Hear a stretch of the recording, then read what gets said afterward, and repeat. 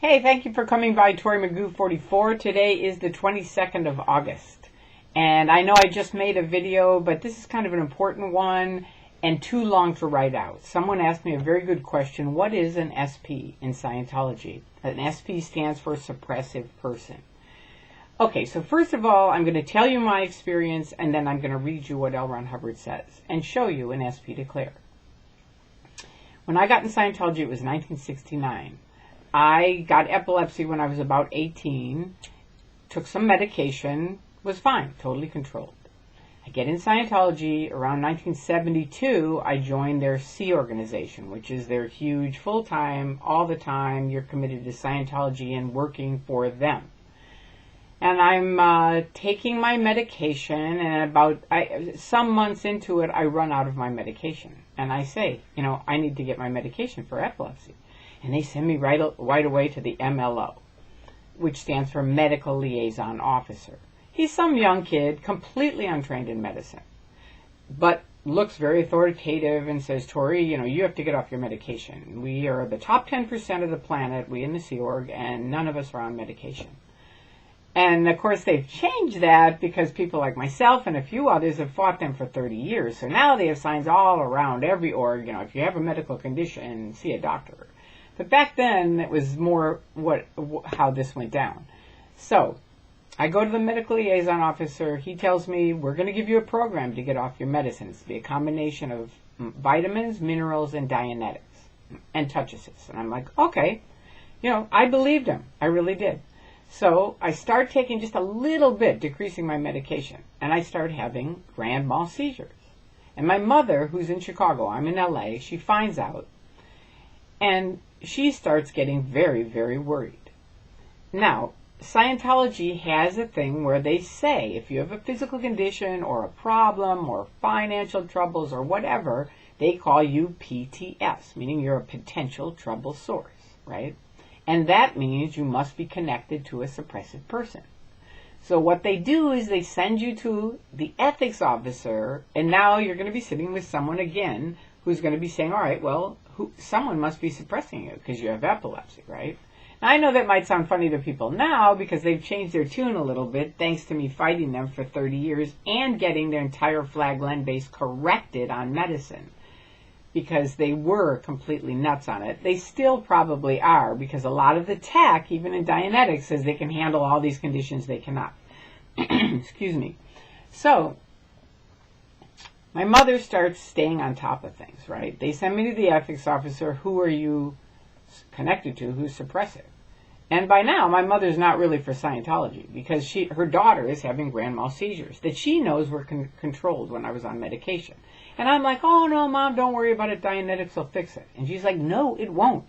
Dianetics is not going to fix it. It is a medical condition, okay?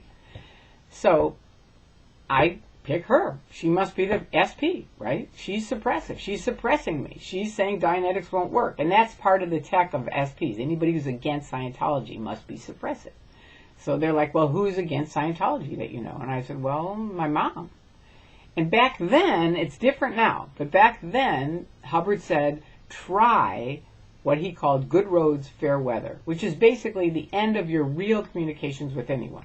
You're just kind of talking BS, how's the weather, I went to the movies, this kind of thing, which we did for the rest of her life. Because that's what I was on, this program. I would not disconnect. The final thing with SPs, if you can't handle them with good roads and fair weather, is disconnect from them. That was L. Ron Hubbard. David Miscavige now is like disconnecting, having people disconnect, declaring them SPs without any kind of anything. So, there you go. So I continue to have these seizures. My mother continues to stay on top of it, which I recommend any parent, if you have children in Scientology, do the same, because it's very dangerous. She finally calls me one night. I had seizures in the bathtub, knocked out my front teeth, I was out on the street, paramedics would come find me. It was awful. It was awful beyond awful. And I was losing my short-term memory, which, if you watch me at all, you'll see I forget things because that was because of all of this. So I'm losing my short-term memory. My mother calls me. I say, I'm going out on a date. She says, okay. She calls me the next day. How was your date? I say, what date? She goes, okay, that's it. Either you're on your medication today, and your doctor calls me in Chicago today that you are on your medication, or I personally am going to fly out to Scientology in Los Angeles, and trust me, L. Ron Hubbard and Scientology will not forget your mother. Okay? And I knew that was correct, and I didn't want to have seizures anyway, so I did, through Dr. Dank, who was L. Ron Hubbard's doctor, went back on medication and stopped having seizures, except for periodically they'd try to get me to get off of them. I'd have them again. I nearly died a couple times because of this. Another gentleman did die because they got him off of his medication. So it's a very tricky thing. But anyway, to continue. So, L. Ron Hubbard, this is what he says about suppressive people. A suppressive person automatically and immediately will curve any betterment activity into something evil or bad. So, people that they're trying to get into Scientology, they're going to say, don't listen to Tori. She's suppressive. She's an SP. You know, she's just trying to turn any of the good things that we're doing into something bad. No, that is not true. I expose the abuses of the Church of Scientology. Those are not good. They are not good in any way, shape, or form. And these are stopping free speech. There's no way to say that's good. I know they can bend it and say, well, you're an SP and we're just keeping people away from you because that'll protect them. Bullshit. You stop free speech. That's what you do. They break up families by declaring someone suppressive. Here's my SP declare. Here it is. I've written a lot of things about it. It's on xenu.net, xenu.net if you want to read it. But it's written by the Church of Scientology. They cleared me overnight. They never even talked to me about it. And the only reason I was declared was because, and I'm going to put the video in here, Magoo Dancing in Boston. I went with the 3 people that helped me get out. Well, 4 actually. Jesse Prince helped me get out, Bob Minton, Stacy Brooks, and Mark Bunker. And I went up to Boston with Stacy, Bob, and Mark Bunker. And Bunker was filming the 2 of them doing a picket. I was like, I'm not going to picket. I had told them when I left, I'm not going to picket, I'm not going to speak out, I'm not going to make videos. You should have let me go, Scientology. That was really stupid. So they kept filming me. You can see it in the video. The guy finally walks across the street, which you won't see on the video, puts the camera on the window, and that's when I, just snapped. That was it. And I said, you know what? I have free speech too. And I come back into the video, and you can see me go, hi, Andres. And that is when I first decided I'm going to tell my story. Okay? And that's what happened. Okay, so no, I'm not trying to curve any betterment activities. I'm trying to expose your abuses, breaking up families. Once someone's declared, no one can talk to you. Not your friends, not your family. I know hundreds of families that have called me personally where they cannot talk to their children, or their children or loved ones won't talk to them. My ex-husband, part of our marriage vows was to never disconnect. We couldn't predict that I would leave Scientology. We'd always were going to stay friends. Well, he won't talk to me anymore. They've got their whole big thing they put up on Scientology. Oh, have you seen this about Tori? This is their Religious Freedom Watch. Bullshit. First of all, they're not a religion. Hubbard was against churches, angels, God, you name it. But also, these are just filled with flat-out lies.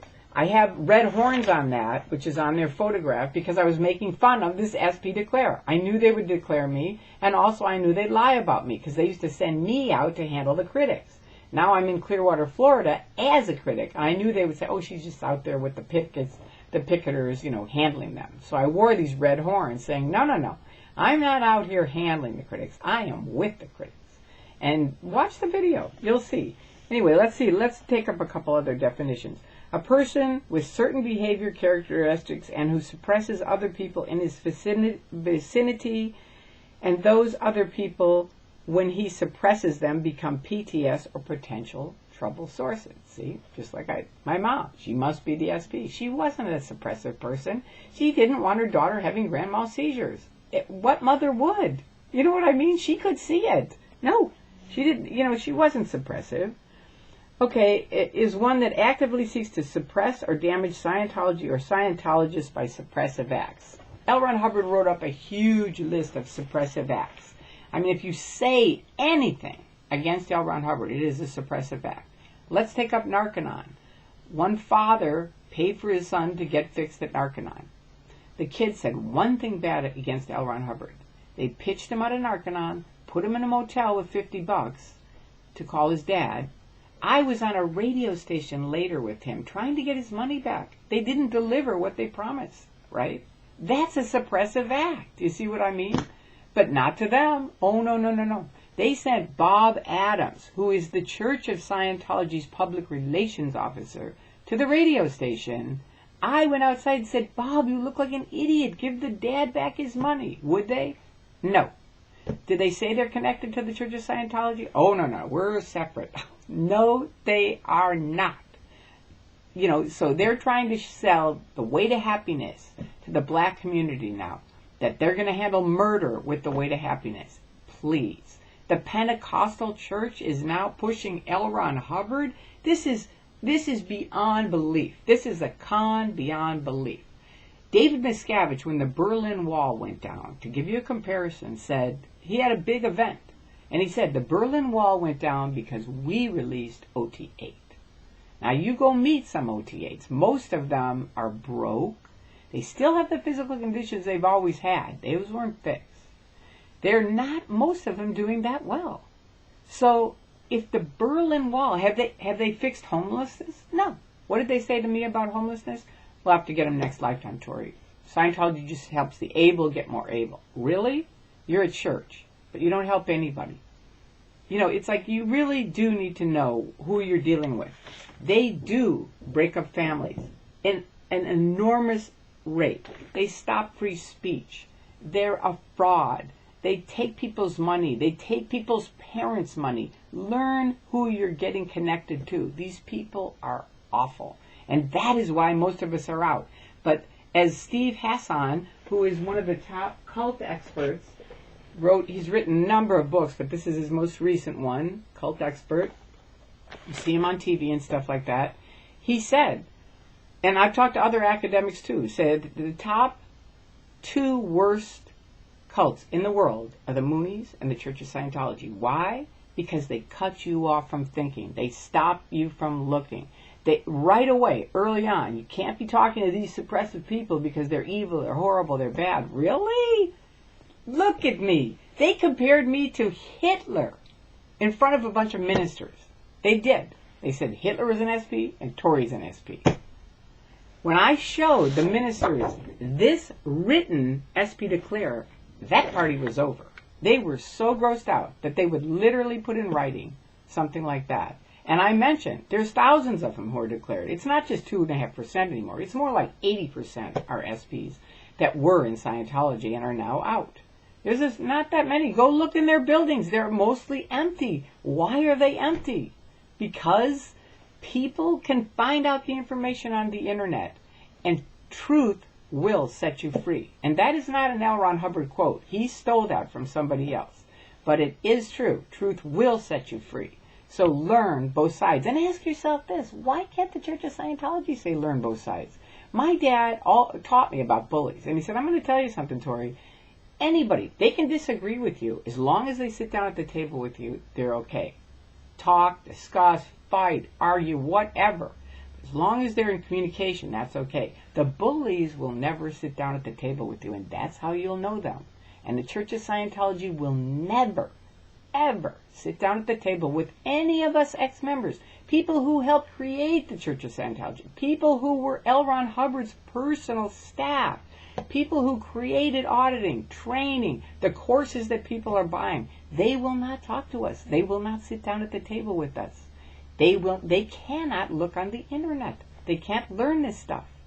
So there you go. That is what an SP is, and I'm proud to say I am one. And for me, they're special people that educate people on these creepy people and their very insidious, awful things that they do.